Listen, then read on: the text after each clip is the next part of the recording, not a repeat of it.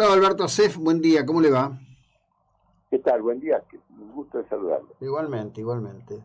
La primera observación que vi ayer cuando tomé nota de la presentación hecha por usted, acompañado por la firma de otros 10 diputados, en el proyecto que pide derogar el derecho a voto a los presos, es que hay una disposición de la Corte en este sentido para que ellos voten. ¿Puede una ley, si efectivamente se lograse su aprobación, enmendar una disposición de la Corte?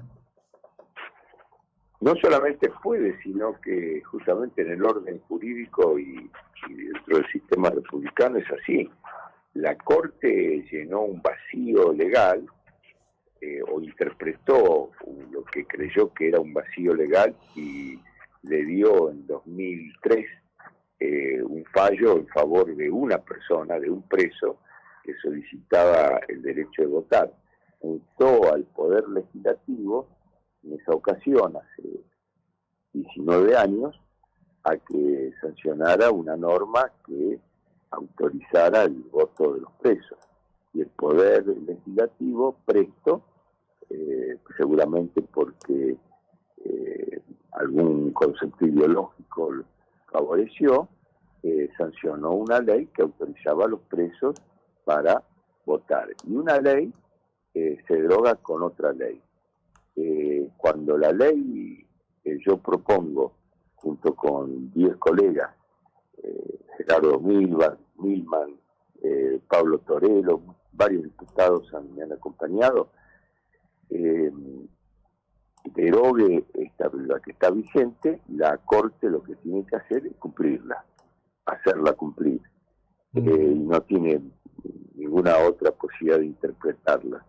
Ahora, si la Corte declara inconstitucional la ley que autoriza, que impide a los presos votar, bueno, es otra cosa. Ahora tendrá que fundamentar cuál es la inconstitucionalidad de que un país disponga a través de su ley, que es la expresión de la voluntad general, que una persona que está detenida, privada de la libertad legalmente, en algunos casos condenada, que ha violado las leyes, sea quien con su voto dé una orientación de cómo tiene que administrarse la Argentina. No parece ser que sea bastante, que tenga lógica un detenido, un infractor de la ley, nos vaya a decir cómo gobernarnos.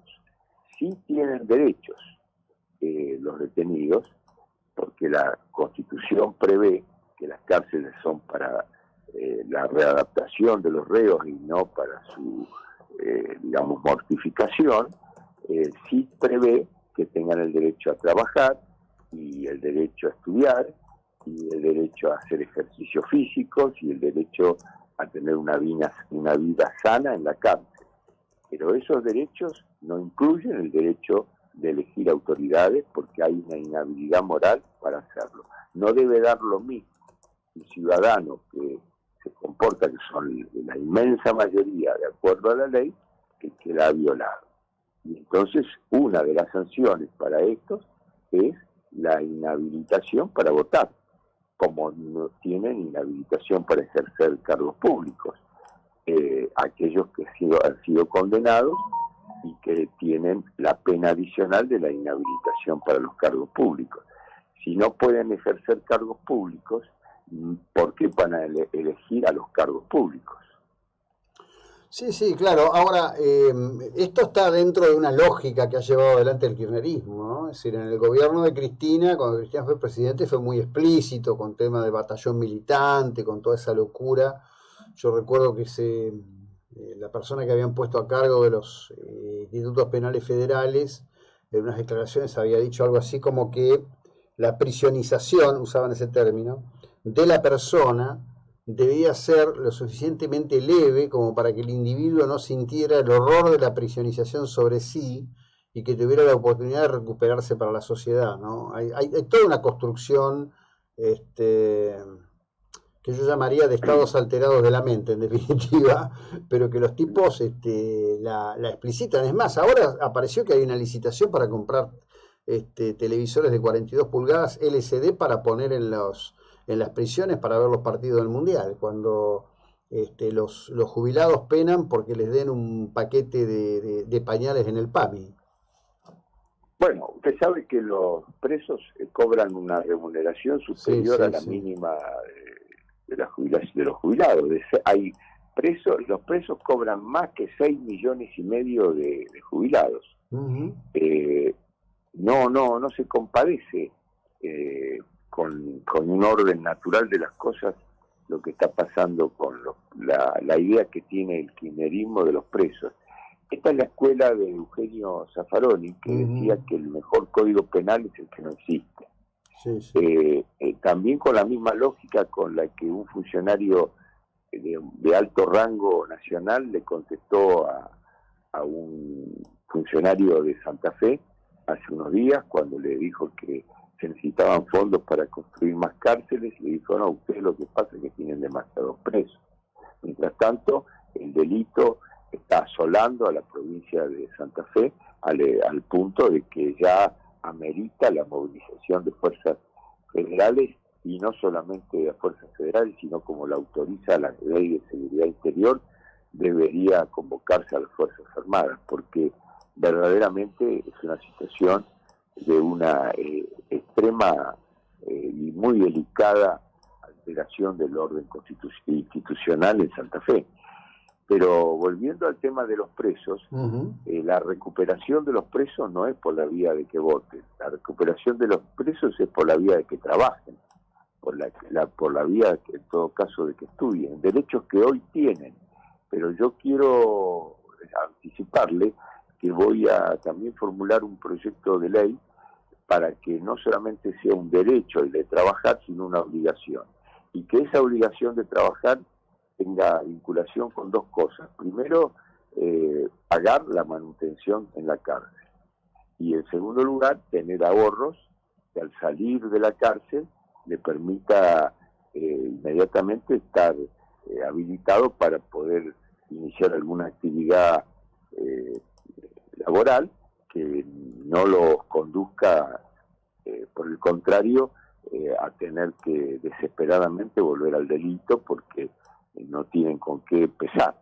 Y eso es un ordenamiento lógico de las cosas. Lo del batallón militante es vergonzoso lo que ocurrió, que además llevaban el batallón militante como una especie de barra para los actos públicos de algunos dirigentes políticos kirchneristas. Es un disloque, es desopilante lo que ocurrió. Y eso demuestra cómo tienen desordenado mentalmente, en su ideología arcaica, todas las cosas que debe marcar un país. Un país que tiene que premiar al ciudadano que se comporta legalmente y no igualarlo con el que está privado de su libertad. No es lo mismo el voto de una persona que vota de acuerdo a sus convicciones, buscando mejorar, el voto de alguien que está encarcelado, que no tiene la habilidad para hacerlo. ¿Qué condición moral tiene una persona que violó la ley para decir cómo va a funcionar el sistema de representación política en el gobierno? Y por otro lado, los condenados, porque esto abarca a todos los que están detenidos, pero los condenados generalmente tienen una condena adicional de inhabilitación para ejercer cargos públicos. Sí. Por lo tanto, si tienen inhabilitación para ejercer cargos públicos, ¿cómo van a estar habilitados para elegir cargos públicos? Bueno, es parte de la deformación. Pregunto en este sentido de quién vota y quién no vota. Sería importante poder restablecer el voto a distancia para los argentinos que viven en el exterior, ¿no? Porque... Absolutamente, estoy absolutamente de acuerdo. Más aún tendría que facilitarse, sobre todo con esta nueva oleada de migración argentina, la revinculación de los argentinos, o el mantener la vinculación de los argentinos que se van con su país, con nuestro país, y eso tiene que ver con facilitarles el voto. Nosotros tenemos pocos consulados, y Sí, es lógico, claro. porque es muy costoso mantener un sistema de consulados, y por lo tanto hay muchos argentinos que viven a 500 o hasta 1000 kilómetros de un consulado. No pueden ir personalmente a votar. El sistema moderno de votación en Estados Unidos, internamente, la mitad de Sí, la claro. población vota por correspondencia. Así que nosotros vamos a intentar restablecer lo que en el gobierno anterior se hizo, que es el voto a distancia. Y fíjense un detalle, que se lo señalo a la opinión pública, a través de la audiencia de ustedes, que yo sé que es importante, ahí en Mar del Plata. La verdad es que lo primero que hizo el gobierno de los Fernández, es anular el voto a distancia de los argentinos en el exterior. Sí, sí. No, es muy significativo, muy Sí, sí. significativo. Sí, sí, sí, absolutamente. Y desafortunadamente, digamos, como que pasó, y en la elección de medio término yo pensé que iba a haber un reclamo más importante a este respecto. Tengo mucha gente amiga que está afuera, familia que está afuera, y hubo algunos que hicieron un gran esfuerzo para poder ir a votar en España, en Francia. Mire, por ejemplo, qué sé yo, para los que viven en la costa oeste, el único consulado que hay es el de Los Ángeles. Sí, sí. Y la gente quiere votar, quiere estar, quiere ser parte. Así que bueno, está muy bueno que se ponga énfasis y se logre eso. Gracias, Alberto, que tenga un buen día, muy amable. No, gracias a usted. Bueno, 8:30, Alberto Acés, diputado nacional, hablamos de esto que tiene una lógica, ¿no?